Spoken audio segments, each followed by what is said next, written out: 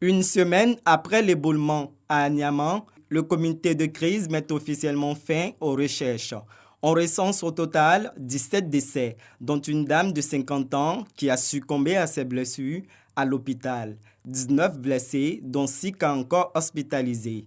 Sur le plan matériel, une vingtaine de maisons sont ensevelies et le trafic ferroviaire interrompu. Cette crise ici à Niamey, survenue le jeudi dernier, a permis le déclenchement d'un plan que nous appelons le plan rouge dans le protocole des pompiers, qui lui-même pouvait s'inscrire dans le déclenchement du plan Orsec d'une façon générale.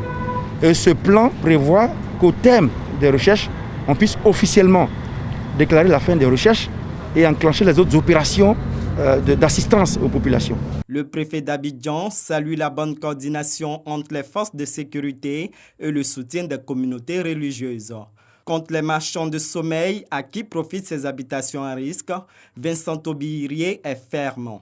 Il faut que les personnes qui installent des populations fragiles dans ces zones non autorisées soient poursuivies et condamnées par la justice. Le trafic ferroviaire reprendra d'ici le 6 juillet prochain, selon un représentant de Citarail. Les ouvriers sont à pied d'œuvre pour rénover le chemin de fer. Le transport de conteneurs ne devrait pas être impacté. Il se fera à partir de la gare ferroviaire d'Anyama. En cette saison de pluie, accéder à certains quartiers à Abidjan un casse-tête chinois. C'est le cas ici du village Adjamé Extension aux 2 plateaux dans la commune de Cocody. Riverains et automobilistes ont quasiment en commun les mêmes souffrances. Bon, quand on passe avec les voitures, ça gâte les routes de la voiture. Bon, la route n'est pas trop ça. Les clients se plaignent parce qu'il y a trop de creux.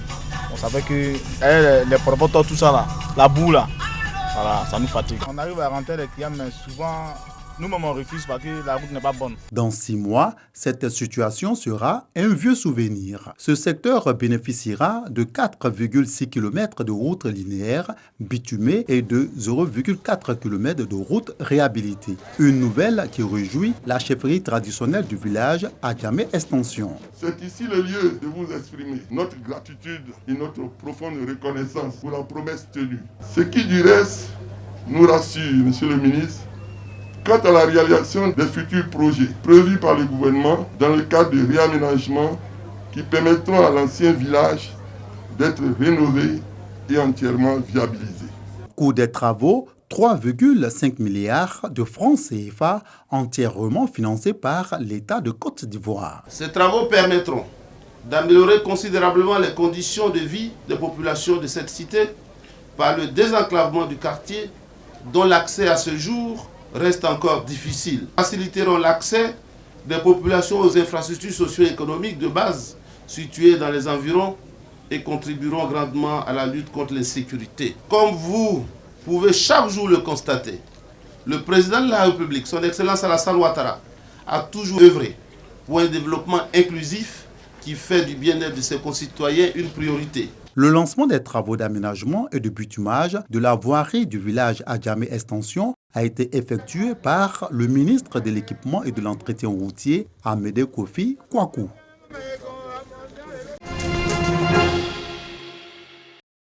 Katiola, chef-lieu de la région du Hambol, une région qui a droit de cité dans le domaine du bétail. Zone d'élevage, mais également de transit des troupeaux. Cet avantage naturel n'est pas à exclure dans le choix de la localité pour abriter une rencontre des acteurs de la filière bétail. Ils viennent d'ailleurs de toute la Côte d'Ivoire. De grands sujets sont sur la table. Conflits, vols, libre circulation, professionnalisme, etc. La filière bétail fait sa mue. Morceau choisi, l'insécurité, le vol des troupeaux. Ici à Kassawadogo, président de la Confédération des fédérations nationales de l'UEMOA, avec compétence au sein de toute la CEDEAO, donne sa recette.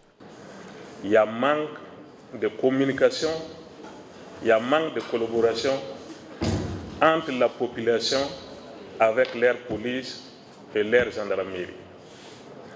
La sécurité incombe tout le monde. La police seule ne peut pas faire la sécurité de la population, ni la gendarmerie.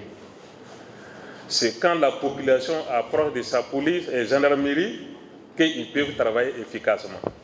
La rencontre de Katiola aura surtout permis à la Confédération Bétail de traduire son engagement de moderniser le secteur. L'installation d'un coordonnateur dans le handball, l'inauguration d'un abattoir et d'un parc à bétail avec un quai d'embarquement. Les signaux sont au vert. C'est notre rôle en tant que le président de la Confédération.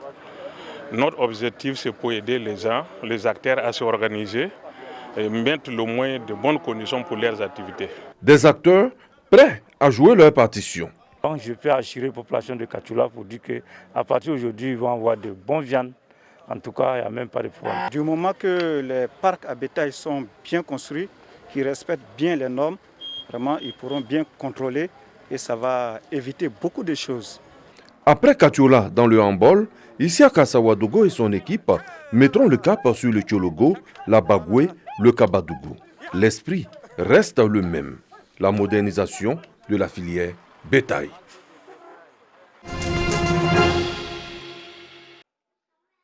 Coupure de ruban et remise de clés. Aimé Monoko, président de l'ONG Côte d'Ivoire Solidarité Livre, Adam Boka sa nouvelle maison. Plus de 3 millions de francs CFA investis par cette association humanitaire et ses partenaires pour la construction de cette bâtisse de 3 pièces tout équipée. L'objectif, apporter un peu de gaieté aux veuves du quartier Amadekou d'Agoville et surtout à Dame Boka. Nous avons vu les souffrances de Dame Boka, veuve, avec 14 enfants. Nous avons vu ces difficultés et avons pris les images, transféré ces images-là à nos partenaires qui, sans plus tarder, ont décidé d'accompagner l'ONG Côte d'Ivoire Solidarité à l'effet de bâtir une maison modeste, soit-elle, pour donner un peu de sourire à Dame Boka et ses enfants, également à ses petits-enfants avec qui elle vit. Côte d'Ivoire Solidarité est venue accomplir ce qu'elle a l'habitude de faire, soutenir les orphelins et les veuves dans leur affliction. Une nuit de l'année 2018, alors que Dame Boka dormait en compagnie de ses 3 dernières filles et 14 petits-enfants, un pan de sa maison a cédé et a été emporté par une pluie diluvienne. Heureusement, pas de perte en vie humaine, mais tout est parti. Aujourd'hui, ce n'est plus que lointain souvenir. À la place des larmes, désormais, le sourire. Ils sont venus me citer pour me sauver. Je les remercie beaucoup de ce qu'ils ont fait pour moi. Que je les remercie avec bon Dieu. À l'instar de la sexagénaire, veuve depuis 12 ans, 10 autres veuves du quartier ont reçu chacune des numéraires, des vivres et des gels hydroalcooliques. L'ONG Côte d'Ivoire Solidarité, créée en 2010 à Yopougon, est constituée de personnes de bonne volonté, entre autres des footballeurs, des artistes et des hommes de Dieu qui s'engagent à améliorer le quotidien de ces femmes vulnérables et des orphelins à travers des dons et des activités génératrices de revenus.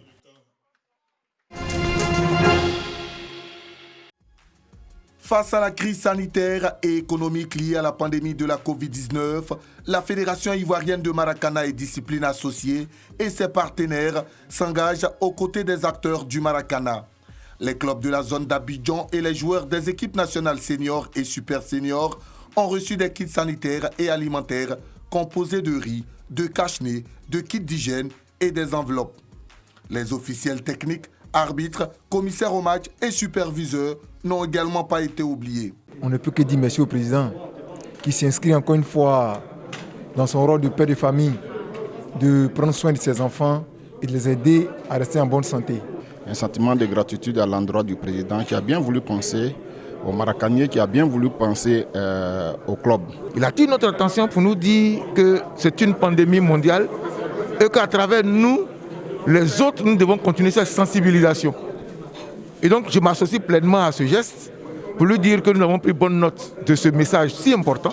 Pour Bleu Charlemagne, président de la fédération, ce geste s'inscrit dans le plan de solidarité mis en place par la FIMADA durant cette situation de crise que traverse notre pays. Le Maracana est une discipline citoyenne inventée par les Ivoiriens. C'est tout à fait normal que si la Côte d'Ivoire est touchée, comme c'est le cas aujourd'hui, on puisse chacun, en ce qu'il peut, apporter notre contribution, pourquoi pas, à la solidarité nationale. Tout en félicitant sa communauté sportive qui s'est montrée exemplaire, le Charlemagne exhorte les Maracaniers à demeurer vigilants et respectueux des mesures barrières. Partout où les Maracaniers, mais les sportifs en général vont se retrouver pour leur sport individuel, leur maintien en forme, il faut qu'ils aient à l'esprit qu'ils doivent se protéger de ce virus. Une chaîne de solidarité que le patron du Maracana ivoirien compte étendre sur l'ensemble du territoire national.